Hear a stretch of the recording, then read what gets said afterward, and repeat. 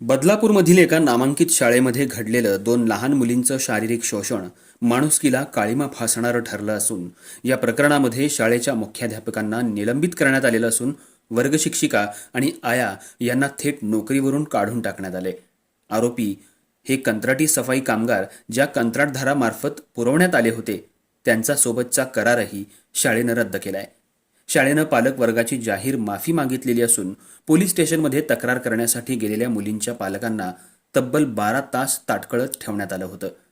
Police प्रशासनाच्या विरोधात प्रचंड संताप व्यक्त होत असतानाच वरिष्ठ पोलीस निरीक्षक शुभदा शितोळे यांची तडकाफडकी बदली करण्यात आली आहे.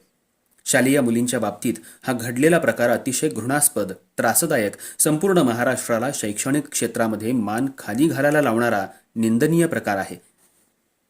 महाराष्ट्र शासन आणि शिक्षण मंत्री या बाबतीत लक्ष घालतील का? पालकांच्या प्रचंड उद्रेक निर्माण झालेला असून शासनानं गंभीरतेनं याची दखल घेऊन पोलीस प्रशासन आणि संबंधित शाळेवर या बाबतीत कठोरातली कठोर कारवाई करणार का? मुख्यमंत्री रक्षाबंधनापूर्वीच लाडक्या बहिणींना भाऊविजेची ओवाळणी देत असतानाच त्यांच्या पाल्यांच्यावर महाराष्ट्राला शरमेनं मान खाली घालायला लावणारा हा प्रकार निंदनीय असून मुख्यमंत्री या बहिणींच्या, या मुलींना योग्य तो न्याय देतील का?